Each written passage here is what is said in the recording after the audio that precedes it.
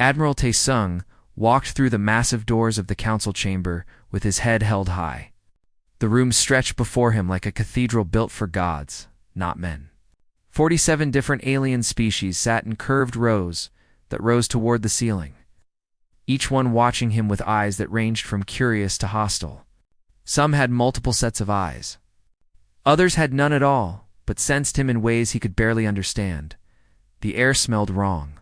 Every species brought its own atmosphere, and the environmental systems mixed them into something that made his nose itch. He ignored it. He had practiced ignoring discomfort for 3 decades in the military. Beside him, Tazitor Dayun carried a tablet filled with prepared speeches and compromise offers. She believed in diplomacy and finding common ground. Taesung had believed in that once, a long time ago. Now he believed in being prepared for the moment when talking stopped working. Counselor. Breath stood at the center of the chamber. The insectoid creature towered 3 meters tall, its body covered in shimmering purple chitin. When it spoke, the words came from 1,000 mouths, working in perfect harmony, creating an effect that most humans found deeply unsettling. Humanity stands accused of 17 violations of established territorial law, Vreth announced. The chamber fell silent. You have settled worlds that belong to civilizations far older than your species. You have ignored our warnings. You have rejected our authority. Today, you will answer for these crimes. Dayun stepped forward, her voice calm and professional. Counselor, we come in good faith to negotiate. The systems in question were uninhabited when we arrived. We violated no treaty because we signed no treaty. We ask only for the same rights you grant to every other species. A ripple of what might have been laughter moved through the alien assembly. A creature made entirely of crystalline structures spoke next, its voice like glass chimes. The Treaty of Eternal Borders was established 4,000 years before your kind discovered fire. Ignorance is not innocence. Taesung watched the exchange and said nothing. He had read the Treaty of Eternal Borders during the 6-month journey to this station. He had read every treaty, every law, every precedent the Council had ever established. That was his job. Dayun handled the idealism. He handled the reality. We offer you peace, Vreth continued. Withdraw from the disputed systems. Accept guided development under Council supervision. Submit to our authority. In exchange, you will have trade, protection, and a place among civilized species. The words sounded generous. They probably seemed generous to most of the species here, Taesung thought. But he had seen what guided development actually meant. He had studied the 12 species currently under Council supervision. Their populations were controlled. Their technological advancement was limited. Their military strength was neutered. They existed, but they did not truly live. Dayun began outlining a counter-proposal, something about shared governance and gradual integration. Taesung stopped listening. His tactical officer, Captain Jiwoo, had sent him a message during the opening speeches. 3 words on his neural implant. Check Clause 73. He pulled up the treaty on his own tablet and scrolled to the clause. His jaw tightened as he read. Clause 73 gave the Council permanent veto power over any human military development. Clause 74 limited human expansion to 5 systems total. Clause 75 required humans to provide genetic samples of their entire population for preservation and study. This was not a peace treaty. This was a cage with a pretty name. The debate continued for 2 hours. Various council members took turns explaining why humanity needed to submit. Some spoke of order and stability. Others mentioned the dangers of allowing aggressive species to expand unchecked. A few even seemed genuinely concerned for human welfare. Warning that resistance would lead to suffering, Vreth finally called for a recess. You have 6 hours to consider our offer. We expect your answer when we reconvene. Taesung and Dayun retreated to a small waiting room. The moment the door sealed, Dayun turned to him with desperate eyes.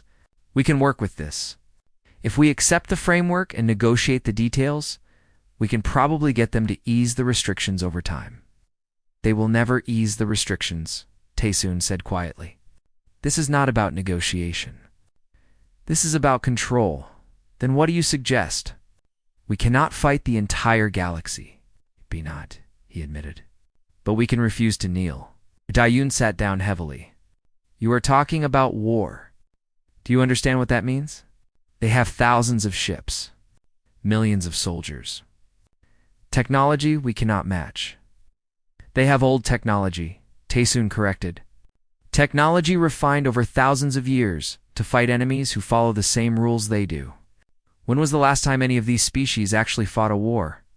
That is exactly why we should accept peace. Taesun opened his tablet and showed her the files he had compiled. 12 species under guided development. Population growth rates, technological patents, military capabilities, all tracked over centuries. The graphs showed the same pattern for every species. Initial acceptance, gradual decline, eventual stagnation. The Kelthans accepted guided development 800 years ago, he said. They used to be explorers and innovators. Now they build the same ships their ancestors built, follow the same trade routes, live the same lives. They exist in an eternal present with no future. But they exist, Dayun argued. They are alive and safe. Are they? Or are they just very comfortable prisoners? She looked at the data for a long time. When she finally spoke, her voice was small. What will you tell them? The truth. When they returned to the council chamber, Vreth was already waiting. The counselor's 1,000 mouths spoke as one. Has humanity made its decision? Taesun stepped forward. He did not bring his tablet. He did not need prepared remarks for this. We have reviewed your offer with care and consideration. We understand the peace you offer. We understand the protection you promise. We understand the place you would give us in this galactic order. And, Vreth prompted, and our answer is no. The chamber erupted in noise. Aliens who had sat in patient silence for hours suddenly buzzed, chirped, roared, and hummed in what sounded like outrage. Vreth raised appendages for silence. You refuse peace? You choose chaos? We choose freedom, Taesun said simply. We did not claw our way out of Earth's gravity well just to become pets in someone else's garden. We did not build ships that cross the stars just to be told how far we are allowed to fly. You offer us survival, but we want more than survival. We want to live on our own terms. Then you choose war, Vreth stated. No, Taesun corrected. You chose war the moment you decided we needed to submit. We are just choosing not to lose it. We cannot win, the crystalline being chimed. You are one species against thousands.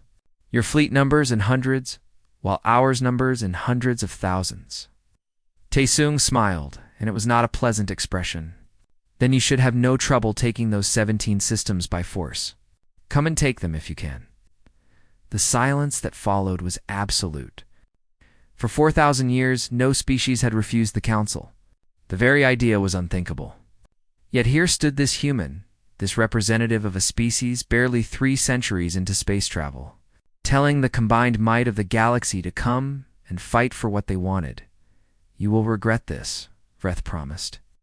Perhaps Taesong agreed, but we will regret it as free beings, not as subjects. He turned and walked out of the chamber, Dayun following behind him. Neither looked back. Behind them, the council dissolved into chaos, species arguing about how to handle this unprecedented defiance. Some called for overwhelming force. Others suggested economic sanctions. A few wondered if perhaps the humans had a point. As their shuttle left Threshold Station, Dayun stared out at the stars. We just started a war we cannot win. Started a war they think they cannot lose, Taesun replied. There is a difference. They have forgotten how to fight. We never learned how to stop. The shuttle jumped to faster-than-light travel, carrying them back toward Earth. Behind them, the Council was already mobilizing its forces. Ahead of them, humanity prepared for the fight of its existence. The galaxy had begged for peace. Humanity had chosen war. Now everyone would learn what that choice truly meant. 6 months after the embassy incident, Commander Haewon stood on the observation deck of New Pyongyang Station and watched 300 alien warships drop out of hyperspace. They appeared as pinpricks of light against the black, then rapidly grew larger as they approached the colony world below. The display showed their formation, perfect and precise, exactly as the ancient tactics manuals prescribed. "They really came," her second officer whispered. "Of course they came," HFY replied calmly. "We told them no. They are not used to hearing that word."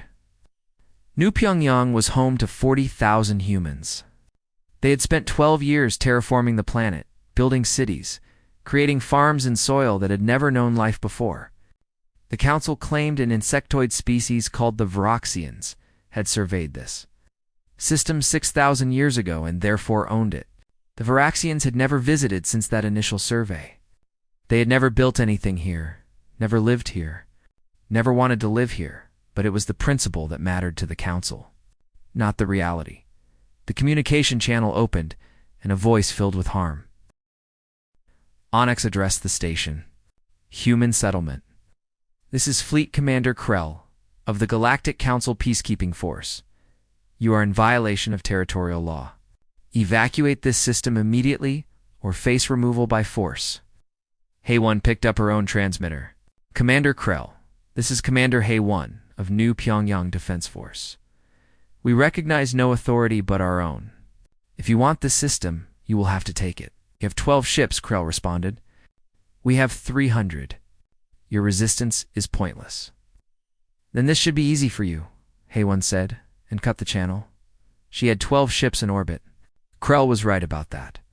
What Krell did not know was that New Pyongyang had been preparing for this moment since the day the first colonists arrived.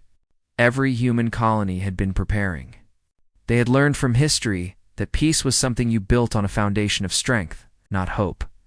The Council fleet began its approach in textbook formation. They moved slowly, maintaining perfect spacing between vessels. Their shields were active but not at maximum power. They expected submission, or at worst, a brief skirmish before the humans saw reason and retreated. HFY activated the defense grid suddenly. The space between the Council fleet and New Pyongyang lit up like a star had been born. Thousands of autonomous defense platforms came online, each one a small fusion reactor with weapons attached. They had been drifting in the system for years, powered down, invisible to long-range scans. Now they woke up hungry. Nuclear-tipped missiles launched by the hundreds. Kinetic impactors accelerated to a fraction of light speed. Laser arrays fired coherent beams of energy that could cut through starship hulls.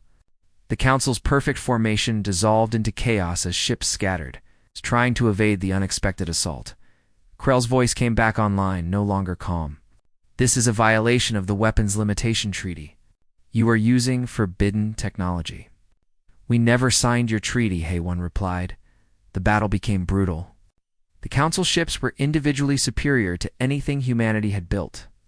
Their shields could absorb tremendous punishment. Their weapons hit harder and reached farther. But they had been built for a kind of warfare that had not existed for thousands of years. Civilized warfare. With rules and limitations and honor, humanity had no such illusions.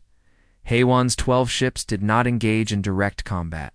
Instead, they served as mobile command platforms, directing the swarm of autonomous weapons.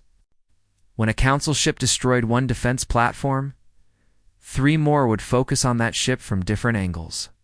When the Council tried to push through in force, the human ships would launch kamikaze drones that would crash into their formations at relativistic speeds.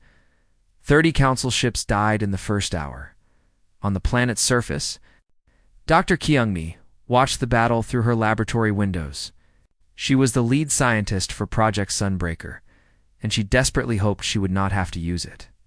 The project had been authorized by Earth's military command as a last resort option.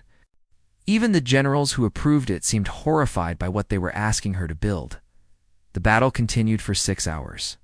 The Council fleet had superior numbers and technology, but they were learning a harsh lesson.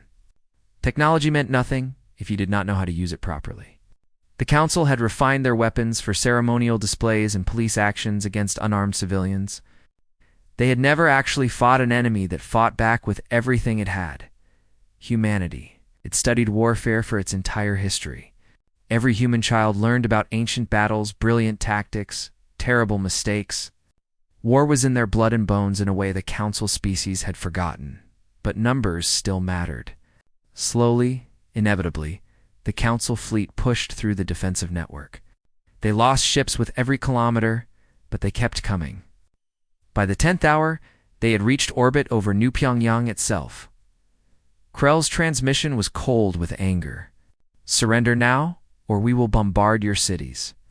HFY looked at her tactical display. She had 3 ships left. The orbital platforms were down to 30% capacity.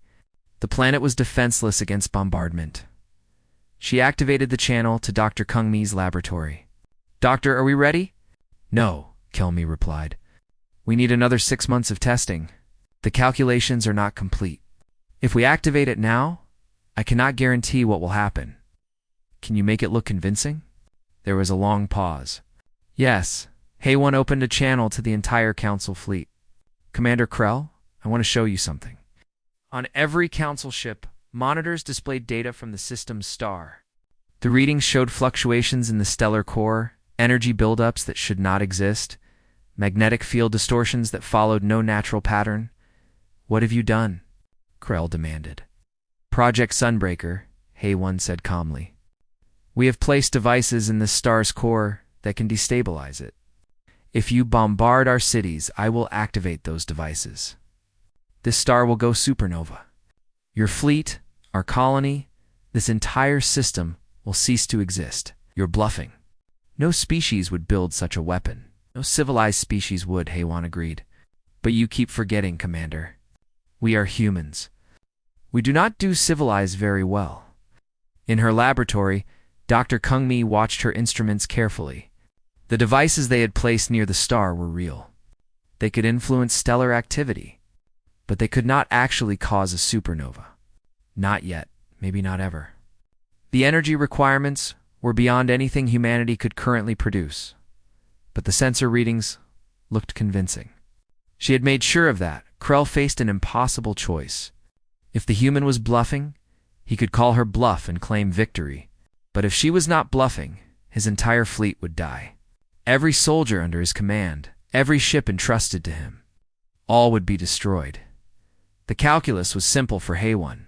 She had already lost. The only question was whether she lost alone or took the enemy with her. That made her dangerous in a way Krell could not match. He fought to win. She fought because she had nothing left to lose. "We are withdrawing," Krell finally said.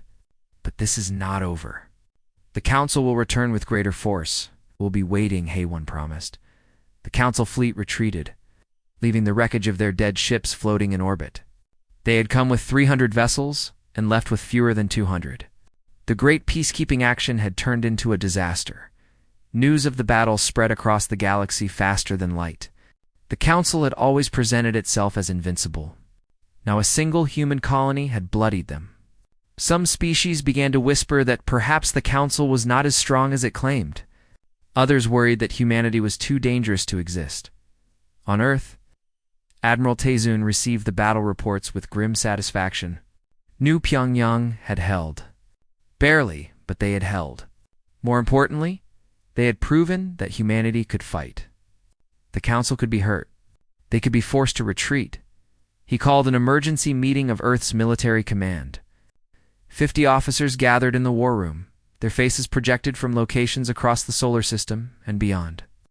New Pyongyang won a battle, Taezun told them, but we have not won the war.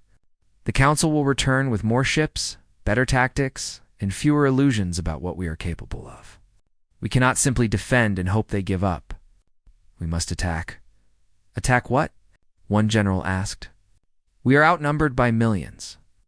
"Then we make those numbers meaningless," Taezun replied. He activated a star map showing Council supply routes, manufacturing centers, and fleet staging areas. They have built an empire on the assumption that no one will fight them. That makes them vulnerable in ways they do not understand. We are going to teach them about vulnerability. He pointed to a shipyard 3 sectors away. The Council builds their ships here. Destroy the shipyard, and they cannot replace their losses. He highlighted a supply depot. They feed their fleets from here. Destroy the depot, and their ships go hungry. He marked a communication relay. They coordinate from here. Destroy the relay, and their fleets go blind. "This is terrorism," someone protested. "This is war," Tayson corrected. They came to our worlds with guns and ultimatums. They tried to make us submit or die. Now we show them that humanity does not submit, and we do not die easily. Captain Jiwoo stood up. I will lead the first strike. Give me fast ships and brave crew, and I will bring you their shipyard. Across the room, other officers volunteered for other missions. Within hours, the plan was set. Humanity would not wait for the Council to come back. They would take the fight to the enemy, in her laboratory on New Pyongyang. Dr. Kung Mi looked at her failed weapon and wondered what she had started. The bluff had worked this time. But eventually, someone would call it. And when that happened, would humanity actually use a weapon that could kill stars? She was afraid she already knew the answer, 2 years into the war. General Sunjo crouched in the ruins of what had once been a Vraxian supply depot. The insectoid species had abandoned this facility 3 days ago after human raiders destroyed their defensive fleet. Now Sung-Ho's ground forces were planting charges in the Foundation's supports, preparing to bring the entire structure down. This is the 14th depot we have hit, his lieutenant said. The Council must be feeling the pressure. The Council is scared, Sung-Ho corrected. There is a difference. Fear makes enemies dangerous. The war had spread across 3 spiral arms of the galaxy. What the Council thought would be a quick police. Action had become a grinding conflict that consumed resources and lives at an alarming rate. The Council still had vastly superior numbers. But humanity was proving that numbers alone did not win wars, Captain. Giwu's raids had crippled 3 major shipyards. Engineer Yansu's stealth technology allowed human ships to appear anywhere in Council space without warning. Every battle taught humanity new lessons about their enemies, and humans learned faster than species that had not fought a real war in thousands of years. The Council fought by ancient rules. They announced their attacks. They gave warnings before firing. They avoided civilian targets. They treated warfare as a game, with established moves and counter-moves. Humanity had no such limitations. They studied every Council species, learning their cultures, their psychology, their weaknesses. Then they exploited those weaknesses without mercy. The Viraxians valued honor above all else. So humans used ambush tactics that the Viraxians considered cowardly, forcing them to either fight dishonorably or lose. The crystalline shards communicated through light pulses. So humans deployed electronic warfare that disrupted their communications, turning their organized fleets into confused mobs. The gaseous nebulons required specific atmospheric conditions. So humans targeted their life support systems, forcing them to retreat or suffocate. It was brutal, efficient, and effective. It was also dividing humanity itself. On Earth, a broadcast interrupted normal programming. The face that appeared on every screen was human. But the woman was not on Earth. Jihyun stood in a Council facility, wearing the blue robes of a peace advocate. My name is Jihyun, she said. I have lived among the Council species for 8 years. I have seen their cultures, learned their histories, and come to understand their perspective. And I am here to tell you that we are wrong. The broadcast continued for 20 minutes. Jihyun detailed human attacks that had resulted in civilian casualties. She showed footage of Council worlds where human raids had destroyed infrastructure, leaving millions without power or water. She displayed lists of non-combatants killed in strikes that were supposed to be precision attacks. We claim we fight for freedom, Jihyun said, but we are becoming the very monsters we accuse the Council of being. We use weapons they banned for good reason. We fight without honor or restraint. We are not defending ourselves anymore. We are waging a war of conquest and calling it liberation. The broadcast ended with Jihyun pleading for Earth to reconsider the war, to seek peace before humanity lost its soul in the pursuit of victory. The reaction on Earth was immediate and fierce. Some agreed with Jihyun, arguing that the war had gone too far. Others called her a traitor who did not understand what was at stake. The debate raged across every communication channel, splitting families and friendships. Ambassador Dayun, who had been sidelined since the war began, spoke publicly for the first time in months. Jihyun is right to question our methods. War should never be easy. The moment we stop questioning ourselves is the moment we become what we claim to fight against. Supreme Commander Taesung responded the next day.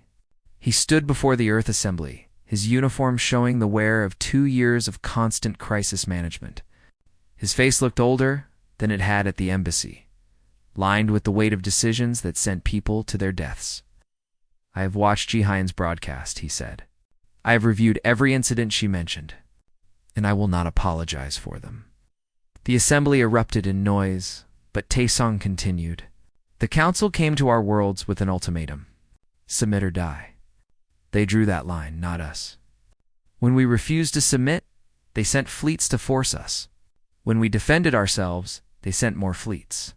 At every step, they have escalated. At every step, we have responded. He pulled up holographic displays showing council battle plans. This is their strategy for the next offensive. They plan to bypass our defenses and strike Earth directly. They will kill billions to break our will to resist. And they think this is acceptable because they call it peacekeeping. The display shifted to show human casualties. We have lost 3 million people in this war. 3 million fathers, mothers, children, friends. Every one of them died because the council could not tolerate a species that refused to kneel. Ji-Hyun asks if we are becoming monsters. I ask, what choice did they leave us? Dayoon stood up. There is always a choice. We can seek negotiation. We tried negotiation, Taesoon reminded her. At the embassy, they offered us a cage and called it peace. If we negotiate now from a position of strength, what do you think they will offer? Another cage, perhaps slightly larger, but still a cage.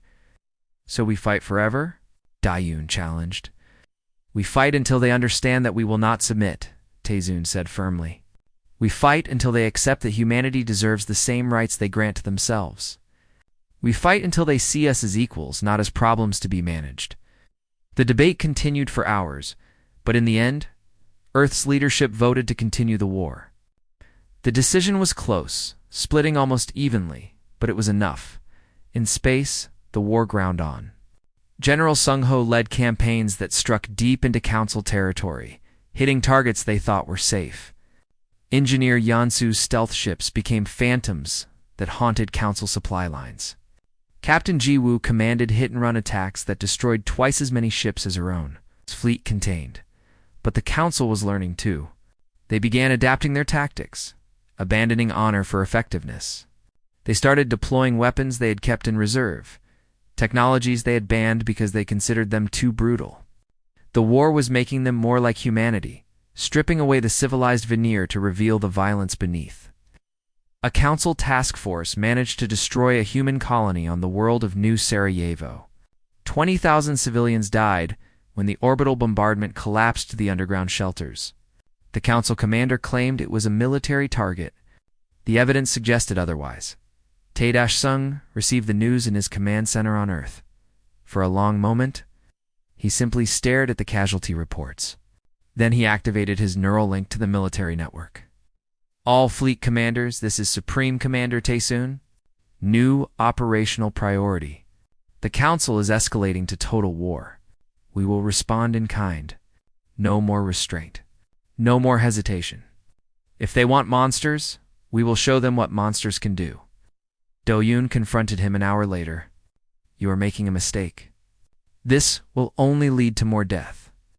New Sarajevo already led to more death, Taesoon said coldly. 20,000 deaths. The only question now is whether we make those deaths mean something. By killing more people. By winning, he corrected. The council thinks they can outlast us. They think, if they make the cost high enough, we will surrender.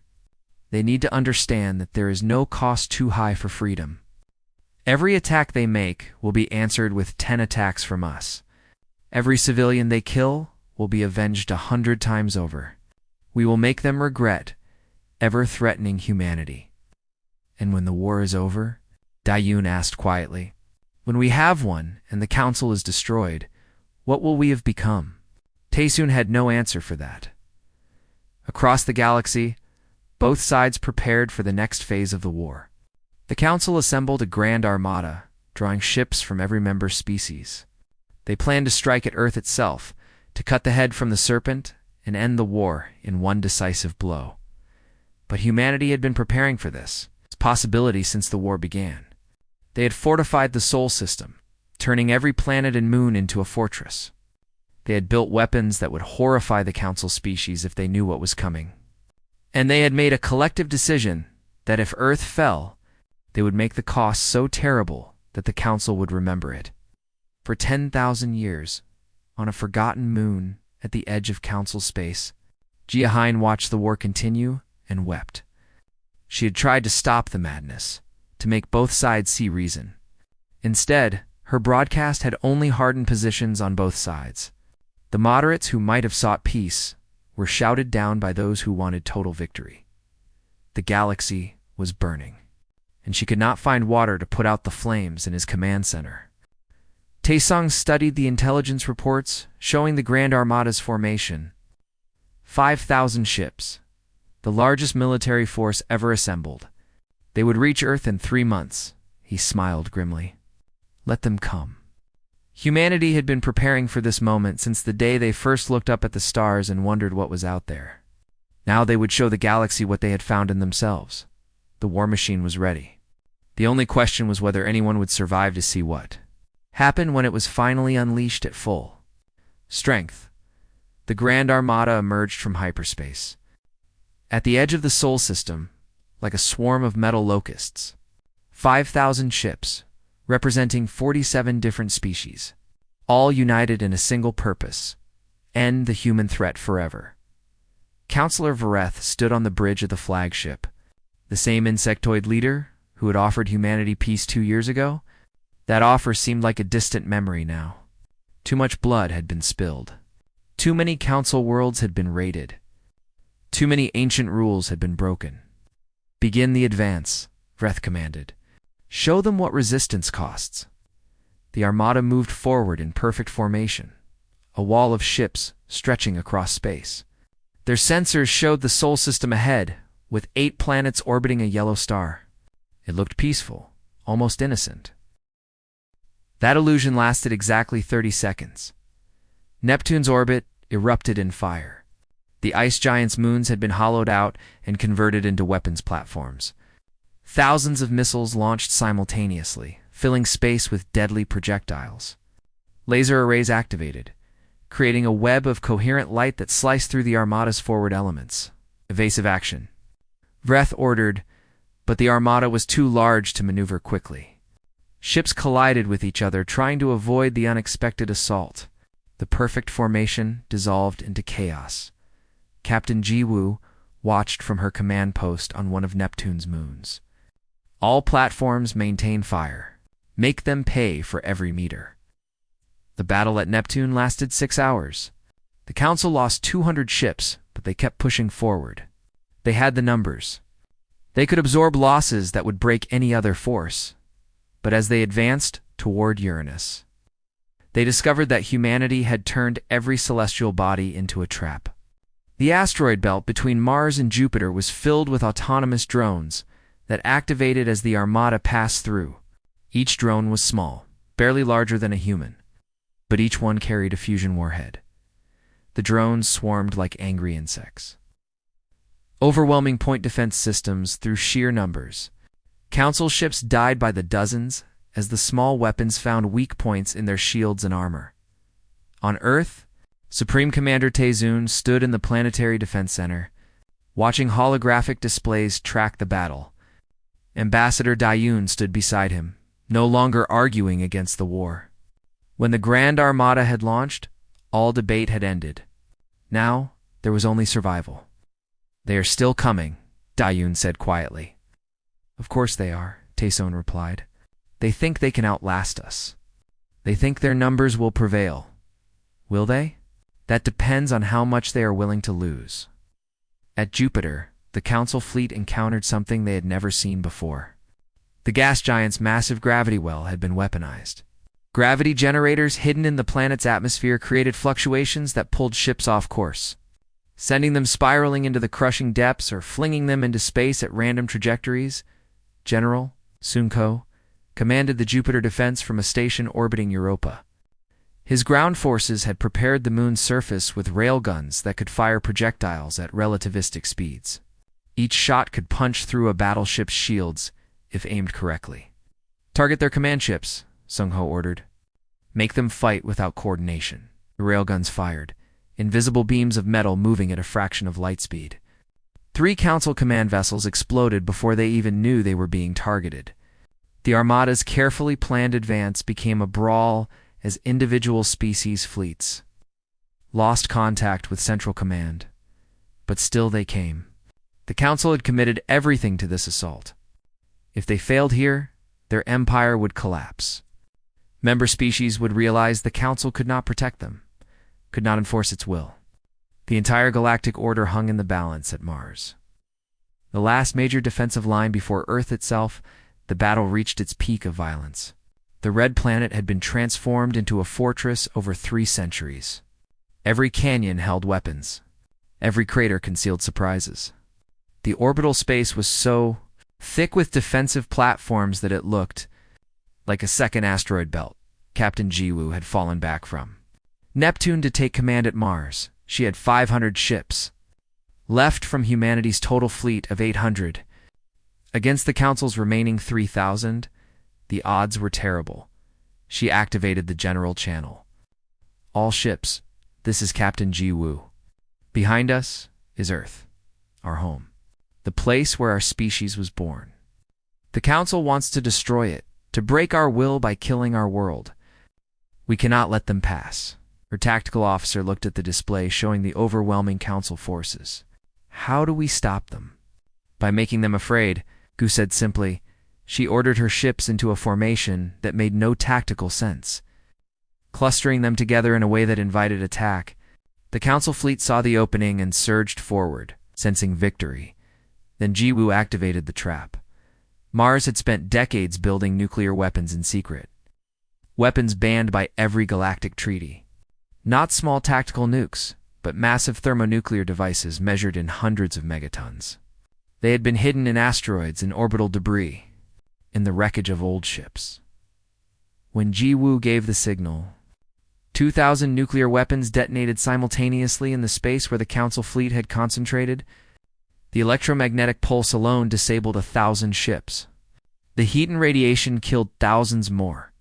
The shockwave sent debris flying in all directions, turning metal fragments into secondary weapons. The Council fleet recoiled, but Jiwoo did not give them time to recover. Her ships surged forward into the radioactive hell she had created, their crews protected by heavy shielding. They fired at point-blank range into disabled Council vessels, destroying ships that could not maneuver or return fire. It was brutal. It was horrifying. It was effective. On the Council flagship, Counselor Vreth watched in shock as the Armada's numbers were cut in half. "They are insane. They fight like animals." "No," the tactical officer corrected. "They fight like humans, and we are losing." The remaining Council ships finally pushed past Mars, but they had been broken. The perfect Armada that had entered the Sol system with 5,000 ships now numbered barely 1,500. They were damaged, disorganized, and demoralized, but Earth was still ahead, and Vreth was determined to complete the mission. The flagship broadcast on all frequencies. "Humans of Earth, this is Counselor Vreth. Your defenses have cost us greatly, but we are still here. Surrender now, and we will show mercy. Continue to resist, and we will destroy your world." Taeson responded personally. "Counselor, you came to my world to threaten me. Now you will see what that threat costs." He activated the Sol defense grid. For 300 years, since the day humanity first encountered alien life, Earth's scientists and engineers had been working on a secret project. They called it the Grid, and it was humanity's ultimate weapon. Deep in the sun's photosphere, thousands of devices activated. They had been placed there by automated probes over decades, each one a marvel of engineering that could survive in the heart of a star. Now they came online, working in perfect synchronization. The sun's natural output could be influenced. Not much, and not for long, but enough. Directed solar flares erupted from specific points on the sun's surface, aimed with precision at the Council fleet. Waves of plasma and radiation washed over the ships, overloading shields and cooking crews alive. Artificial coronal mass ejections followed. Massive bursts of magnetized plasma that disabled electronic systems and navigation. Council ships that had survived every previous battle died helplessly as their systems failed and left them drifting. Impossible, Vreth whispered. They weaponized a star. On Earth, Dr. Kelgame watched her creation unleash devastation and felt sick. She had worked on the grid for 20 years, and every day she had hoped it would never be used. But humanity had needed an ultimate deterrent. Something so powerful that no enemy would dare attack Earth itself. The weapon had been used. And it was terrifying in its efficiency. The Council fleet tried to retreat, but the grid tracked them. Solar flares chased fleeing ships across the inner system. Only those vessels that could jump to hyperspace quickly escaped. The rest died in fire and radiation. When it was over, less than 300 Council ships remained from the original 5,000. They fled the Sol system in complete disorder. Their grand invasion turned into a catastrophic defeat. On the flagship, Vreth sat in silence. The Council had committed everything to this attack. They had believed their numbers and technology would prevail. Instead, they had been crushed by a species that had only been in space for 3 centuries. "What are they?" the tactical officer asked. Vreth had no answer. The humans did not fight like any species the Council had ever encountered. They did not value honor or rules or proportional response. They simply fought to win, using every weapon and tactic available, limited only by their imagination and their capacity for violence, and both seemed limitless. On Earth, celebrations erupted as news of the victory spread. The Grand Armada had been broken. The Council's power had been shattered. Humanity had proven it could defend itself against the entire galaxy, but Taesong did not celebrate. He stood in the defense center, looking at casualty reports. Mars had lost 60% of its defenders. Jupiter's stations were heavily damaged. Neptune would need years to rebuild, and across the galaxy, Council worlds were vulnerable. The Armada's defeat had left them unteft. Dawn approached him quietly. "What happens now?" Taesong looked at the strategic map showing the entire galaxy. "Now we decide what kind of species we want to be. We can take revenge, conquer the Council worlds, become the empire we fought against. Or we can build something better, can we?" Dayun asked. "After everything we have done, we have to try," Taesong said. "Because if we do not, then what did all those people die for?" 1 year after the Battle of Seoul, Supreme Commander Taesun stood at a window overlooking the ruins of Geneva. The city had been destroyed when a damaged Council ship crashed during the final battle. 50,000 people had died in seconds. Now reconstruction crews worked among the debris, building something new from the ashes. Behind him, a delegation from the Vraxian species waited nervously. They had traveled across the galaxy to request an audience. Something unthinkable 2 years ago, when the Council still held power. Now the Council was fractured, its member species scrambling to secure their own survival. "You may speak," Taesung said without turning around. The Varaxian ambassador, a tall insectoid named Vorkai, stepped forward. "Supreme Commander, we come seeking an alliance. Without the Council's protection, our worlds face threats from pirates and warlords. We need military support. You want the species you tried to subjugate to now protect you?" Taesung finally turned to face them.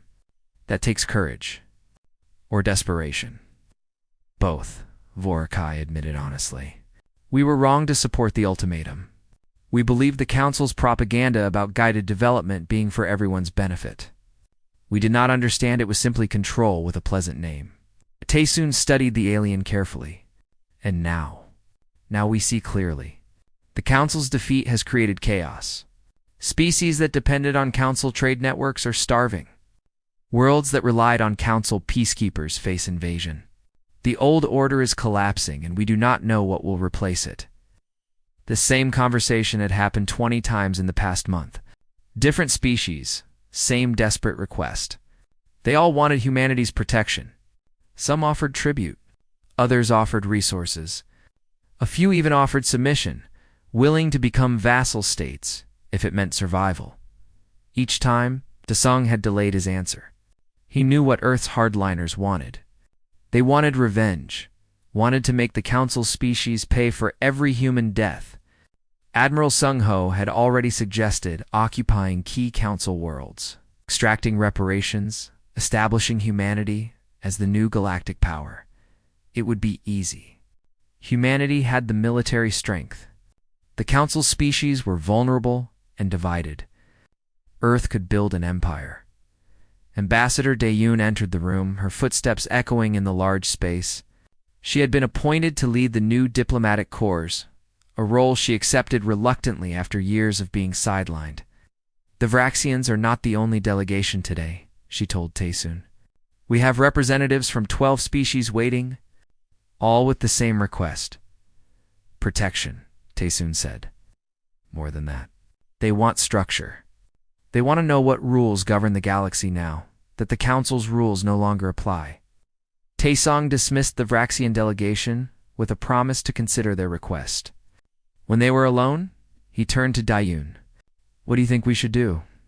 I think we are at a crossroads, she replied. We fought a war to prove we would not submit to tyranny. Now we must decide if we will become tyrants ourselves. Awesome. Would say we have earned the right to rule. Some would also say we have learned better than to want. Daeyoon pulled up holographic displays showing Council worlds in crisis. Look at this. The Shard homeworld is experiencing mass starvation because their food production depended on Council supply chains. The Nebulan colonies are being raided by pirates who know the Council fleet no longer exists to stop them. The galaxy is burning, Taesung. Not from our weapons this time, but from the vacuum we created when we destroyed the Council's power. In another part of Earth, Dr. Kung Mi worked in a medical facility, treating injured Council species. After the war, she had refused to continue weapons research. Instead, she led efforts to share human medical technology with former enemies. A young Varaxian child lay in a medical pod, its carapace damaged by malnutrition. The Council's collapse had disrupted food distribution networks, and children suffered first. Kung Mi adjusted the treatment protocols, adapting human medicine to alien biology. Why do you help us? The child's parent asked. We fought against you. You did what your leaders told you, Kung Mi replied gently. Just as our soldiers did what our leaders told them. The war is over. Now we heal. Not everyone agreed with her approach. Many humans wanted nothing to do with Council species. Others actively sought revenge for wartime losses. The planet was divided between those who wanted to build bridges and those who wanted to burn them. General Sun Ho fell firmly in the latter camp. He visited Taesung's office with a proposal. We should establish military governorships over key Council worlds. Extract resources as reparations. Make them pay for what they did. And how would that make us different from the Council? Taesung asked. We would be honest about it, Sung Ho replied. No pretending it is for their own good. Just straightforward occupation, honest tyranny is still tyranny. They started this war. They came to our worlds with ultimatums. They tried to break us. Now they should face consequences. Taesung understood the anger. He felt it himself every time he saw casualty reports or visited war memorials. 3 million humans had died. Entire colonies had been destroyed. The price of freedom had been paid in blood. But what was the price of revenge? That evening, Taesung met with Earth's Leadership Council. 50 representatives from across human space gathered to debate the future. The discussion quickly became heated. We should take what is ours by right of conquest, one representative argued. The Council species tried to cage us. Now we cage them. That makes us as bad as they were, another countered. We fought for freedom, not empire. Freedom for us, maybe. Why should we care about their freedom? Because if we do not care about it, we prove they were right to fear us. The debate continued for hours. Some wanted vengeance. Others wanted reconciliation. A few suggested isolating humanity from the galaxy entirely. Letting the Council's species solve their own problems. Finally, Daeyoon stood and spoke. I have a proposal. We offer a treaty, but not like the one the Council offered us. We propose a covenant of free stars. Any species can join as equals. No vassal states. No guided development. No limits on expansion or development. Why would we give them equality after they tried to subjugate us? Someone demanded. Because equality is what we fought for, Dayun replied. We wanted the right to live on our own terms. If we deny that right to others, we become hypocrites. And if they use that freedom to attack us again, then we defend ourselves, as we always have. But we build the peace on the foundation of mutual respect, not fear. Taesoon listened to the debate and thought about everything that had led to this moment. The embassy, where he had refused the Council's ultimatum. The battles where humans had proven they would not surrender. The terrible weapons they had built and used. The lives lost on both sides. He thought about what Captain Jiwoo had said before she died in the Mars defense. Make sure it means something. If humanity chose revenge, what would all that sacrifice mean? That humans were good at killing? That was already proven. No, the real test was what humanity did with victory. He stood and addressed the Council. I support Ambassador Dayun's proposal. We offer the covenant of free stars to any species that wishes to join. But we make it clear this is not submission. Any species that attacks a covenant member will face our full military response. We protect freedom, and we punish aggression. You're proposing we become the galaxy's police force? Someone asked incredulously. No. I am proposing we become the galaxy's guarantee that tyranny will not stand. The Council maintained peace through control. We will maintain it through strength and respect for freedom. The vote was close, but the covenant proposal passed. Over the following months, humanity began reaching out to Council species with the offer. Some accepted immediately, desperate for stability. Others refused, suspicious of human intentions. A few fled to the galactic rim, believing humanity would eventually show its true tyrannical nature. Dr. Kungmi's medical teams traveled to dozens of worlds, sharing technology and expertise. General Sung Ho, initially opposed to the plan, ended up commanding the withdrawal from occupied territories. To his surprise, he found he preferred building infrastructure to destroying an engineer. Yeonsu converted her stealth ship designs for peaceful exploration. The same technology that had made her ships invisible to enemies now helped them explore unknown regions of space, and Captain Jiwoo, who had died defending Mars, was honored across human space as a symbol of what they fought for. Not conquest, but the right to exist freely. The covenant grew slowly. 30 species joined in the first year, then 50. The old Council species who joined brought knowledge and culture. Humanity brought protection and innovation. Together, they began building something new. Not everyone was happy. Some Council species remained hostile, building their own alliances in opposition. Some humans felt betrayed, believing their sacrifice deserved more reward than vague ideals about freedom. But the covenant persisted. 2 years after the Battle of Seoul, Taesoon visited New Pyongyang, the colony where the war's first battle had occurred. Commander Haewon greeted him personally. I thought we would all die here, she admitted as they walked through the rebuilt city. When Krell's fleet arrived, I was certain this was the end. But you fought anyway, because some things are worth dying for. We just got lucky enough to live. They stopped at a memorial listing the names of defenders who had not been so lucky. Thousands of names, representing thousands of choices to stand and fight rather than kneel. Do you think they would approve? Haewon asked. Of what we built with our victory. Taesoon considered the question carefully. I think they would approve that we remembered why we fought. Not for conquest or